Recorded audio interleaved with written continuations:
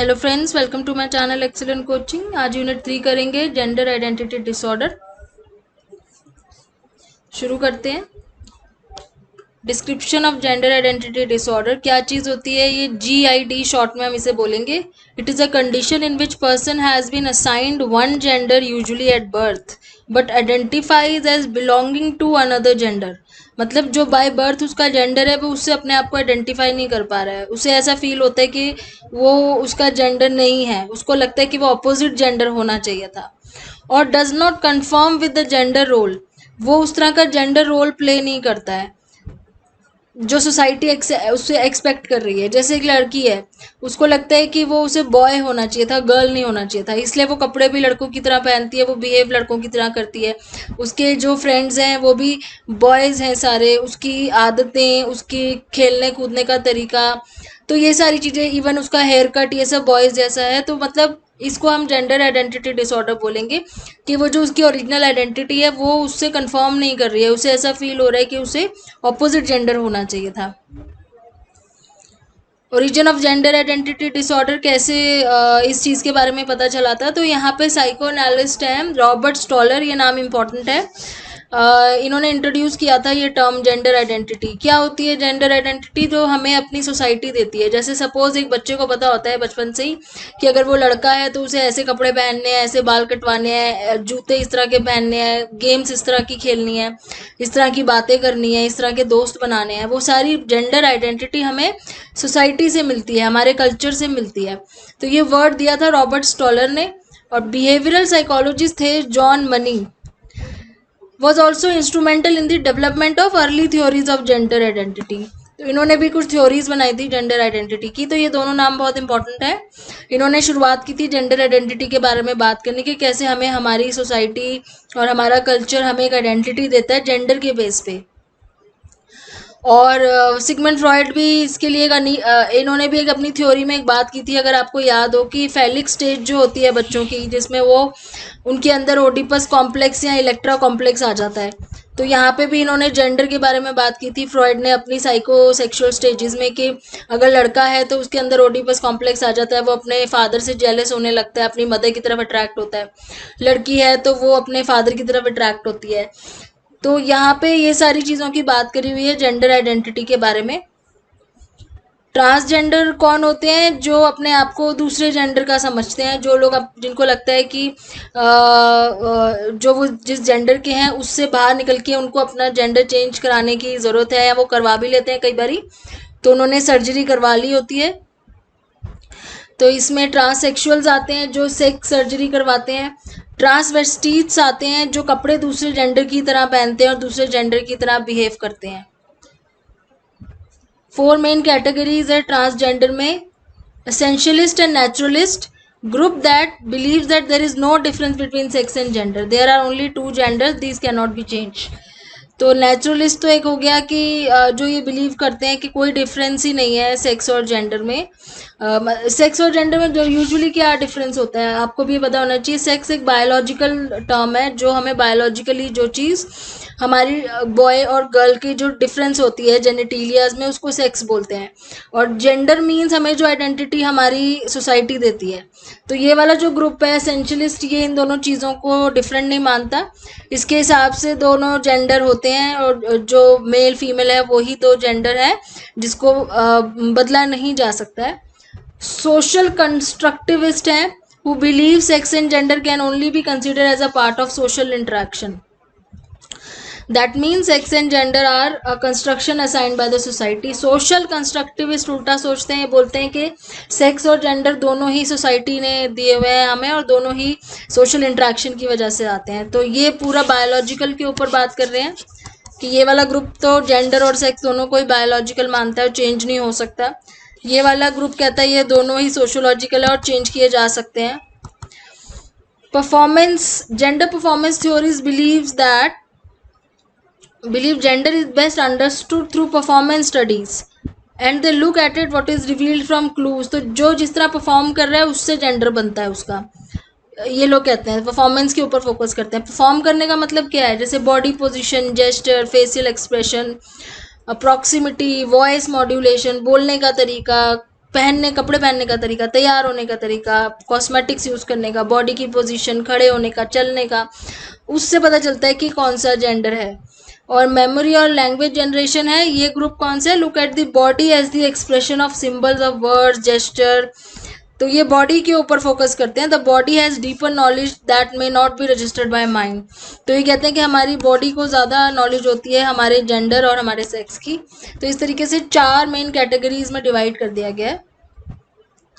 ये सारे थ्योरीज हैं ट्रांसजेंडर से रिलेटेड, मतलब जेंडर आइडेंटिटी से रिलेटेड थ्योरीज थी हैं कि क्या क्या चीज़ें मानी जाती हैं। फिर कंपोनेंट्स ऑफ जीआईडी क्या है, जेंडर आइडेंटिटी डिसऑर्डर की क्या कंपोनेंट्स हैं। तो जिनको ये डिसऑर्डर होता है उन्हें ऐसा लगता है कि ये बचपन से ही है, जब से उनको याद है तब से उन्हें ये प्रॉब्लम है, और वो ये प्रॉब्लम नहीं मानते हैं। उन्हें ये फील होता है कि वो गलत जेंडर में है, उनको इस जेंडर में नहीं होना चाहिए। वो अपने आप को दूसरे जेंडर का मानते हैं, उनको लगता है वो गलत बॉडी में ट्रैप हो गए हैं। तो एक बॉय है जिसको लगता है कि वो बॉय की बॉडी में ट्रैप हो गया जबकि उसको गर्ल होना चाहिए था। तो इसमें क्या डायग्नोसिस होता है? एक तो स्ट्रॉन्ग एविडेंस होना चाहिए क्रॉस जेंडर आइडेंटिफिकेशन का। ये ग्रॉस नहीं क्रॉस होगा। क्रॉस जेंडर आइडेंटिफिकेशन मतलब उन्हें लगता है कि वो दूसरे ऑपोजिट सेक्स से आइडेंटिफाई करते हैं, उनके जैसे हैं। और दूसरा, उनको बहुत डिस्कम्फर्ट फील होता है अपने खुद के जेंडर से। ये बच्चों में भी हो सकता है, एडोलेसेंट में भी हो सकता है, एडल्ट्स में भी हो सकता है। फिर उसके बाद क्राइटेरिया फॉर जीआईडी, इसमें क्या क्राइटेरिया है? वही चीज़ है जो मैंने अभी ऊपर आपको बताई। क्रॉस जेंडर आइडेंटिफिकेशन अगर हो रहा है, परसिस्टेंट डिस्कम्फर्ट उन्हें फील हो रहा है, और उनको must not have a concurrent physical intersex condition. Physically भी उनकी बॉडी में जो सेक्स से रिलेटेड हॉर्मोन्स हैं वो उस तरीके से काम नहीं करते हैं जैसे करने चाहिए। डिस्ट्रेस हो रहा है और इम्पेयरमेंट हो रहा है, मतलब सोशल ऑक्यूपेशनल एरियाज में वो ढंग से अपने आप को कंडक्ट नहीं कर पा रहे हैं।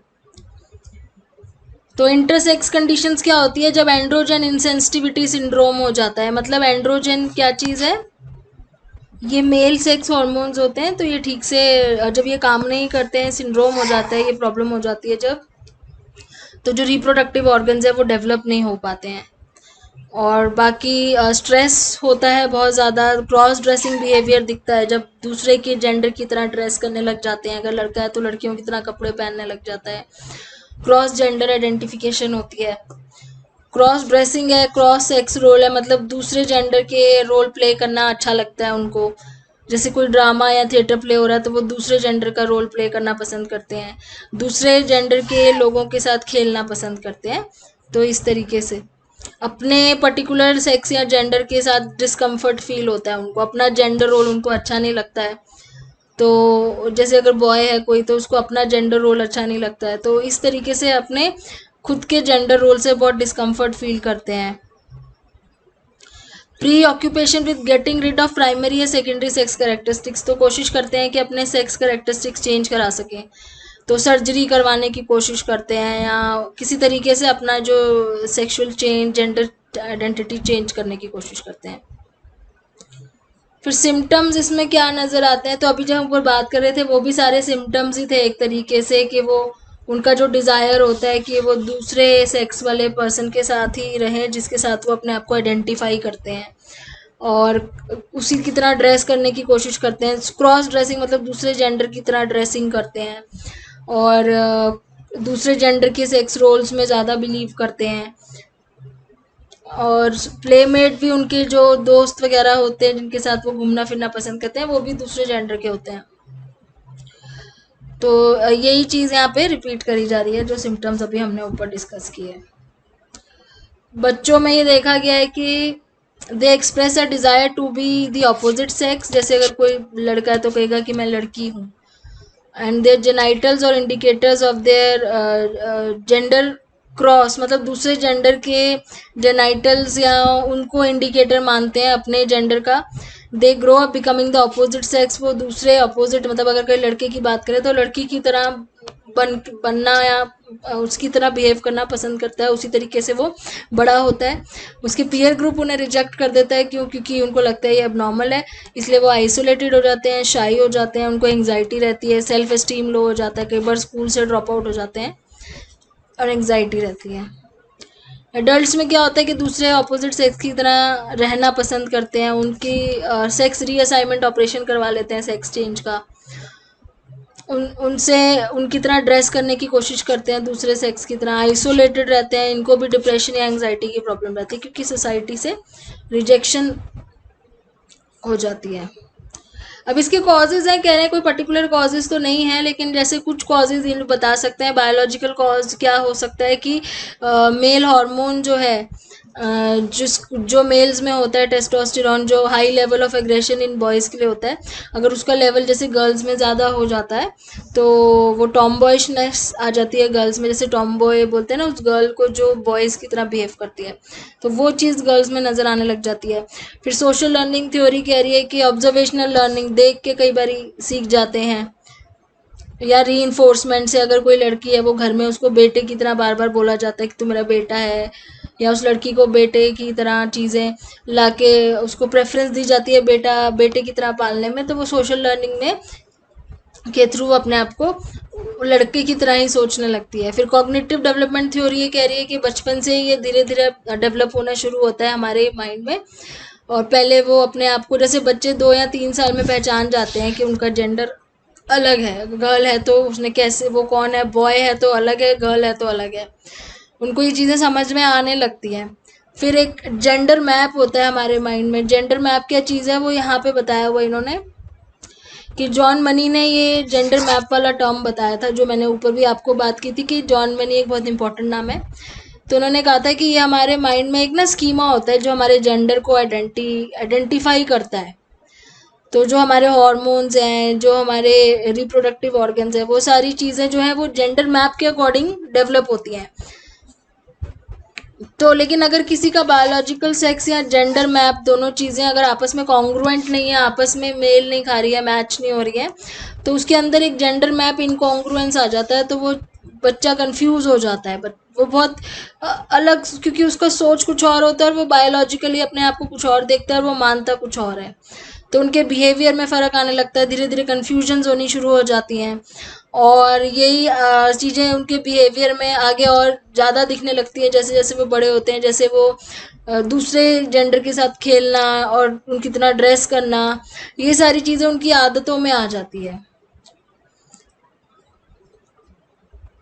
तो the anxiety state is characterize by feeling of confusion, shame, guilt and fear. फिर ये सारी कॉग्निटिव जो चीज़ें नज़र आने लगती हैं, फीलिंग्स उनके अंदर, कंफ्यूजन, शेम, गिल्ट, फियर, जो ओवर द टाइम बिल्डअप होती रहती हैं और वो उसको झेल नहीं पाते हैं और बहुत ज़्यादा डिस्टर्ब हो जाते हैं। तो ये सारी प्रॉब्लम्स जो हैं ये राइज बिल्ड करती हैं। तो इसको कॉग्निटिव थ्योरी में बताया गया है कि कैसे ये बचपन से ही इन चीज़ों की शुरुआत हो जाती है। कई लोग तो इस चीज़ को शुरुआत एंड तक मतलब इवन अपने मैरिज तक छुपाने की कोशिश करते हैं, ताकि, क्योंकि उन्हें पता है कि लोग, सोसाइटी एक्सेप्ट नहीं करेंगी ये सब चीज़ें। अब यहाँ पे ये कह रहे हैं कि लॉन्ग टर्म स्टडीज़ करी हुई है बच्चों के ऊपर जिनको GID प्रॉब्लम है, और ये देखा गया है कि गर्ल्स में ये चीज़ इतनी बुरी नहीं मानी जाती जितनी बॉयज़ में मानी जाती है। जैसे गर्ल्स अगर बॉय की तरह करती है बिहेव तो उनको टॉम बॉय बोल के एक नॉर्मल सोसाइटी एक्सेप्ट कर लेती है, लेकिन अगर एक बॉय गर्ल की तरह करता है तो उसको सिसी बोलते हैं, जो कि बिल्कुल भी वो सोसाइटी एक्सेप्ट नहीं करती। तो ज़्यादातर केसेस जो क्लिनिशियंस के पास आते हैं वो बॉयज़ के लिए आते हैं। वो बॉयज़ को मतलब इस चीज़ के लिए बिल्कुल भी वो एक स्पेस नहीं मिलती है। फिर ट्रीटमेंट इसकी कैसे होती है, तो इसमें पहले तो ट्रीटमेंट होती है जैसे डिप्रेशन, एंग्जाइटी, या जो भी सेल्फ एस्टीम लो है बच्चे की, उसके ऊपर फोकस करना है। उसको पॉजिटिव आइडेंटिफिकेशन करवानी है अपने खुद के बायोलॉजिकल जेंडर के साथ, जो उसका अपना खुद का जेंडर है। उनके पेरेंट्स या फैमिली मेम्बर्स को भी कई बार ये थेरेपी दी जाती है कि कैसे बच्चे के साथ बिहेव करना है। और ट्रीटमेंट सेंटर इनके कहाँ कहाँ पे हैं, जैसे इन्होंने बताया लंदन में, इंग्लैंड में है, फिर नीदरलैंड में है, जर्मनी में है, जहाँ पे पेरेंट्स लेके जाते हैं, मतलब पेरेंट्स के साथ बच्चे जाते हैं ऐसी ट्रीटमेंट के लिए जिनको जेंडर आइडेंटिटी डिसऑर्डर है। एडोलेसेंट में ये क्या देखा गया है कि जेंडर रोल बिहेवियर में बहुत ज़्यादा वेरिएशंस नज़र आती हैं। तो यहाँ पे बता रहे हैं कि American Journal of Psychotherapy showed that a large number of children with GIT grow up to be homosexual. तो जिनके अंदर ये प्रॉब्लम होती है, डिसऑर्डर होता है, वो बड़े होके होमोसेक्सुअल या बाइसेक्सुअल बन जाते हैं. तो किस तरह की ट्रीटमेंट्स यहाँ बताई गई हैं. हार्मोन और सर्जिकल ट्रीटमेंट है. तो हार्मोन और सर्जिकल ट्रीटमेंट किस लिए होती है कि जैसे बायोलॉजिकल सेक्स कैरेक्टरिस्टिक्स हैं उसको सप्रेस करने के लिए और दूसरा अपोजिट सेक्स को एक्वायर करने के लिए.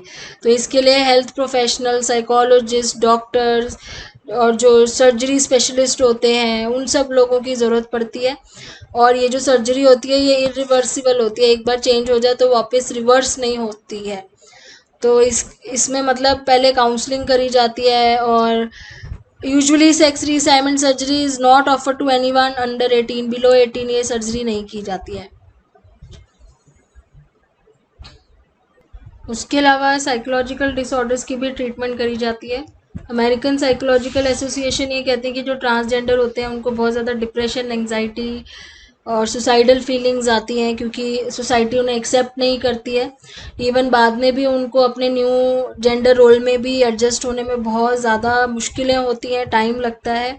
ऐसे में फैमिली की भी काउंसलिंग करनी ज़रूरी हो जाती है और उनको डिप्रेशन या जनरलाइज एंग्जाइटी इस तरह के सिम्टम्स हो जाते हैं और सुसाइडल थॉट्स आते हैं. तो सेल्फ एस्टीम उनकी इम्प्रूव करना या जो भी और साथ में इनके मेंटल डिसऑर्डर्स या जो भी ऐसी प्रॉब्लम्स आ रही हैं उनको भी ध्यान में रखना बहुत ज़रूरी होता है.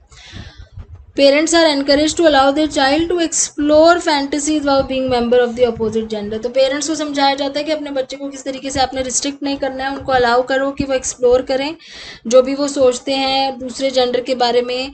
और घर में जेंडर न्यूट्रल लैंग्वेज का यूज़ करें. मतलब ऐसा ना हो कि सिर्फ लड़का को प्रेफरेंस या लड़का लड़की में जो फ़र्क घर में करा जाता है वो चीज़ नहीं नज़र आनी चाहिए. गे फ्रेंडली मीडिया को एनकरेज करें. मतलब घर में किसी तरह की डिस्क्रिमिनेशन शो नहीं करनी है.